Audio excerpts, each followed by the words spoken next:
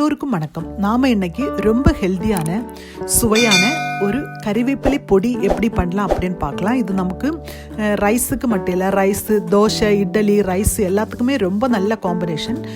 நமக்கு சாதாரண நீங்கள் பண்ணுறது மாதிரி அந்த பயறு, உளுத்த பருப்பு எல்லாம் சேர்த்து பொடி பண்ணி நமக்கு வச்சுருப்போம் பாட்டிலில். அதை விடவும் ரொம்ப சுவையாக இருக்கும். அது மட்டும் இல்லை, அதை விடவும் ரொம்ப ஹெல்த்தியானது. உங்களுக்கு தெரியும், கறிவேப்பிலை ரொம்ப ரொம்ப ஹெல்த்தியானது. உடம்புக்கு ரொம்ப அயன் கண்டென்ட் உள்ளது. நம்ம ஸ்டொமக் ப்ராப்ளம் எல்லாத்துக்கும் நல்ல ரிலீஃப் ஆகும்.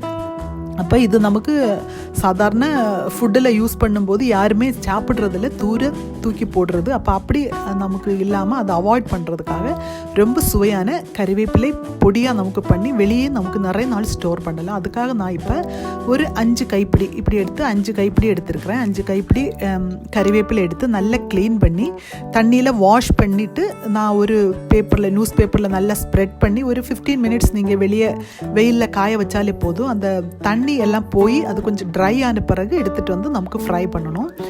ஃப்ரைன்னா உங்களுக்கு ஆயில் வேணும்னா ஆயிலே ஃப்ரை பண்ணலாம். நான் இப்போ ஆயில் இல்லாமல் ட்ரை ரோஸ்ட்டு தான் பண்ணுறேன்.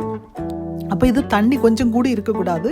தண்ணி இருந்தாச்சுன்னா உங்களுக்கு ஃப்ரை ஆகாது, அது குக் ஆகும். அப்போ அப்படி இல்லாமல் இருக்கணும்னா தண்ணி எல்லாம் கரெக்டாக கம்ப்ளீட்டாக அது ட்ரை ஆன பிறகு நீங்கள் இது ஃப்ரை பண்ணணும். நான் இப்போ ஒரு பேனில் ஆயில் கொஞ்சம் கூட எடுக்கலை, இதில் போட்டு ட்ரை ரோஸ்ட்டு தான் பண்ண போகிறேன். இப்போ நீங்கள் இது மாதிரி பேனில் நீங்கள் ஃப்ரையிங் பேனில் கூட எடுக்கலாம், அது ரொம்ப ஈஸியாக இருக்கும்.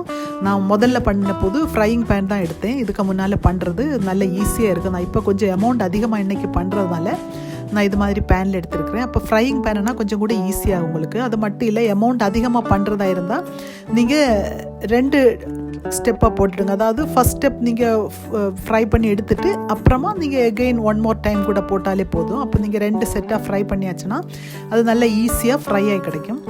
இப்போ பார்க்குறீங்க, இதை லீஃப் இப்போ கொஞ்சம் வெட்டாக இருக்குது. அதாவது அந்த ஹீட் ஆகும்போது கொஞ்சம் கிறிஸ்பி இல்லாமல் இருக்கும். ஆனால் இது நீங்கள் ஃப்ரை ஆகி வரும்போது லாஸ்ட்டில் நல்ல கிறிஸ்பியாக வருது. எவ்வளவு அமௌண்ட் இருந்தாலும் நமக்கு இது பவுட்ரு பண்ணும்போது கொஞ்சோண்டு தான் வரும். அப்போ அதனால் நீங்கள் அமௌண்ட் அதிகமாக இருக்குது அப்படின்னு நினைக்க வேண்டாம். அல்லது நீங்கள் ஃபஸ்ட் டைம் பண்ணும்போது லைட்டாக கொஞ்சமாக எடுத்து நீங்கள் பண்ணினாலே போதும். கொஞ்சமாக இது ஹாஃப் அளவு எடுத்து பண்ணிவிட்டு ஒரு 2 கை அல்லது 3 கைப்பிடி எடுத்து நீங்கள் பண்ணிவிட்டு அப்புறமா நீங்கள் அதிகமாக பண்ணால் உங்களுக்கு ஈஸியாக இருக்கும். ஒரு ஐடியா கிடைக்கும், அதனால தான் சொல்கிறேன். இப்போ நல்லா ஃப்ரை பண்ணி, அதாவது நமக்கு எடுத்து பார்க்கும்போது அது உடையணும். அது மட்டும் இல்லை, உங்களுக்கு தெரியும், இது பார்க்கும்போதே கலர் லைட்டாக சேஞ்ச் ஆகிருக்கும், நல்லா கிறிஸ்பியாக இருக்கும். அது வரை நமக்கு ஃப்ரை பண்ணணும். நீங்கள் ஹை ஃப்ளேமில் வைக்கக்கூடாது. வச்சாச்சுன்னா அது ஃபாஸ்ட்டாக கலர் சேஞ்ச் ஆகிடும், அது தீஞ்சிடும். அப்படி இல்லாமல் லோ ஃப்ளேம்லேயே வச்சு நீங்கள் கொஞ்சம் பொறுமையாக எடுத்தாச்சுன்னா பாருங்கள், எனக்கு இப்போ லைட்டாக கிறிஸ்பியாக இருக்குது.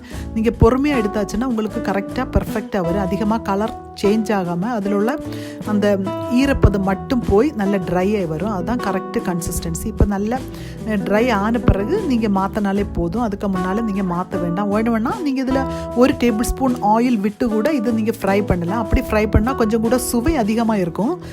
ஆனால் ஆயில் விடுறதா இருந்தால் அதிக நாள், அதாவது அதிக நாளில் ஒரு 6 months 7 months அப்படியெல்லாம் வெளியே வைக்க முடியாது. அதனால் ட்ரை ரோஸ்ட் பண்ணுறேன். ஆனால் கொஞ்சம் நல்ல சுவை ரொம்ப நல்லா இருக்கும். லைட்டாக ஆயில் விட்டு பண்ணி நீங்கள் ஃப்ரிட்ஜில் கூட ஸ்டோர் பண்ணலாம். இப்போ இதில் நான் பருப்பெல்லாம் ஆயிலில் தான் பண்ணுறேன். 1 டேபிள் ஸ்பூன் ஆயில் எடுத்துருக்கிறேன். உங்களுக்கு இந்த பருப்பெல்லாம் ட்ரை ரோஸ்ட்டு கூட பண்ணலாம். நமக்கு கறிவேப்பிலை பண்ண மாதிரி கூட இந்த பருப்புகள் கூட எடுக்கலாம். நான் இது மாதிரி பெரிய ஸ்பூனில் ஒரு 5 டேபிள் ஸ்பூன் கடலை பருப்பு எடுத்துருக்கிறேன். இதில் 6 டேபிள் ஸ்பூன் உளுத்து பருப்பு எடுத்துருக்கிறேன்.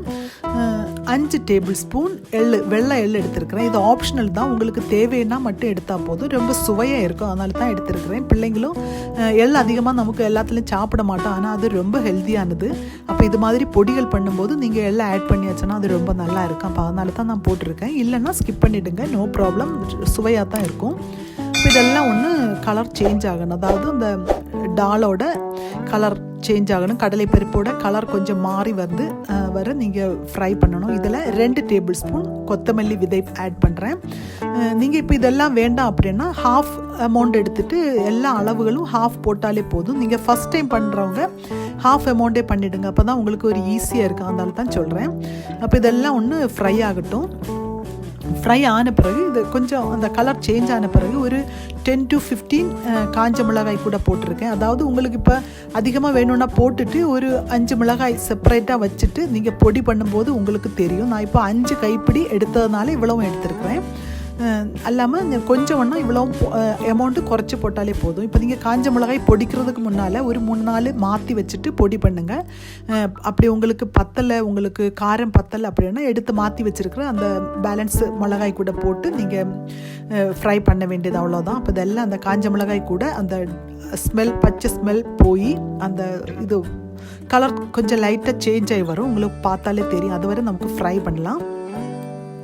எல்லாம் ஃப்ரை ஆகட்டும். அது மாதிரி இந்த கருவேப்பிலை எடுக்கும்போது நீங்கள் நல்லா க்ளீன் பண்ணி எடுக்கணும். அப்போ தான் உங்களுக்கு கரெக்டாக வரும், பர்ஃபெக்டாக. நம்ம வீட்டில் உள்ள கருவேப்பிலை இருந்தால் கூட நீங்கள் அதை வாஷ் பண்ணி இது மாதிரி காய வச்சு தான் எடுக்கணும். சும்மா தொடச்சி எடுக்க வேண்டாம். தொடச்சி எடுத்தாச்சுன்னா அதில் டஸ்ட்டு நிறைய இருக்குது, அதனால தான் தொடச்சி எடுக்க வேண்டாம் அப்படின்னு சொல்கிறேன்.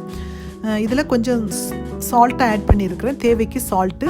ஒரு எலுமிச்சை சைஸ் புளி எடுத்துருக்கிறேன். புளி நமக்கு அப்படியே போட வேண்டாம், சின்ன சின்னதாக கட் பண்ணி போட்டாச்சுன்னா அவங்க நல்லா எல்லா இடம் மிக்ஸாக இருக்கும். அது மட்டும் இல்லை, அதில் உள்ள வாட்டர் கண்டென்ட்டு நமக்கு கம்ப்ளீட்டாக அப்போ தான் அது ரிமூவ் ஆகும், போகும். அப்போ உங்களுக்கு கரெக்டாக பர்ஃபெக்டாக இருக்குது. நமக்கு இது வெளியே ஸ்டோர் பண்ணுறதுனால கொஞ்சம் கூட அது ஈரப்பதம் இல்லாமல் இருக்கணும். அதனால் நமக்கு எல்லாமே ட்ரை பண்ணி நல்லா ரோஸ்ட் பண்ணி எடுத்தாச்சுன்னா நல்லா பர்ஃபெக்டாக இருக்கும். அப்போ அது மாதிரி இந்த கறிவேப்பிலை நம்ம வீட்டில் உள்ளது தானே அப்படின்னு சொல்லிட்டு நீங்கள் தொடச்சி எடுக்க வேண்டாம், நல்லா வாஷ் பண்ணி காய வச்சு எடுத்தால் தான் உங்களுக்கு கரெக்டாக இருக்கும். இப்போ இதில் ஒரு 1/2 டீஸ்பூன் மஞ்சள் பொடி, ஒரு பிஞ்சு காயப்பொடி கூட ஆட் பண்ணுறேன். இந்த மஞ்சள் பொடியோட பச்சை ஸ்மெல் போகிறது வரை நமக்கு ஒன்று மிக்ஸ் பண்ணணும். இப்போ கறிவேப்பிலை ஃப்ரெஷ்ஷாக இருந்தால் இப்போ கூட நீங்கள் கொஞ்சம் இதில் போட்டு ஃப்ரை பண்ணலாம். ஆனால் அது ஃப்ரை ஆகும்போது நம்ம இந்த பருப்புகள் சம்டைம்ஸு தீஞ்சு போக சான்ஸ் உண்டு. அதனால தான் நான் செப்பரேட்டாக அதை ஃப்ரை பண்ணிவிட்டு அப்புறமா 1 more டைம் கூட இதில் ஆட் பண்ண போகிறேன். நீங்கள் வேணும்னா கறிவேப்பிலை கூட 1 டேபிள் ஸ்பூன் ஆயில் விட்டு ஒன்று ஃப்ரை பண்ணி எடுத்த பிறகு கூட இது இப்படியே ஃப்ரை பண்ணலாம். உங்களுக்கு எது வசதியோ அது மாதிரி பண்ணிவிடுங்க. ஆனால் கறிவேப்பிலை கொஞ்சம் 1 டேபிள் ஸ்பூன் இது மாதிரி ஆயில் விட்டு ஃப்ரை பண்ணுறதா இருந்தால் கொஞ்சம் கூட சுவை ரொம்ப நல்லா இருக்கும். அப்படியே நீங்கள் பண்ணிவிடுங்க. நான் இப்போ அப்படி பண்ணலை, ஆனால் இதுக்கு முன்னால் பண்ணும்போது நான் அப்படி தான் பண்ணினேன். இன்றைக்கி கொஞ்சம் நாள் கூடுதல் எனக்கு ஸ்டோர் பண்ணணும், அதனால தான் ட்ரையாக எடுத்துருக்கிறேன். ஆனால் எனக்கு இதுக்கு முன்னால் கொஞ்சம் ஆயில் விட்டு ஃப்ரை பண்ணப்போ தான் எனக்கு அந்த சுவை நல்லா பிடிச்சிருந்தது. இப்போ பாருங்கள், அந்த கறிவேப்பிலை கூட நான் போட்டு எகெயின் அதாவது நம்ம அந்த பருப்புலாம் கொஞ்சோண்டு ஆயில் இருக்குது, அது இதுமா சேர்த்து ஒன்று நல்லா கிளறி மிக்ஸ் பண்ணுறேன். மிக்ஸ் பண்ணி இதில் கொஞ்சம் டைம் இருந்து அது ட்ரை ஆகணும், அது வரை நமக்கு மிக்ஸ் பண்ணிடலாம். அதோட கொஞ்சம் ஆயிலு, அந்த மசாலானா அந்த பயறுகள், மஞ்சள் பொடி எல்லாம் ஒன்று மிக்ஸ் ஆகட்டும். அது வரை நமக்கு இந்த கறிவேப்பிலை கொஞ்சம் கூட ஒன்று ஃப்ரை ஆகுறது வரை நீங்கள் ஃப்ரை பண்ணிவிடுங்க. நீங்கள் நல்லா ஃப்ரை ஆகலைன்னா அதோட அந்த பச்சை வாசனை கூட வர்றதுக்கு சான்ஸ் உண்டு.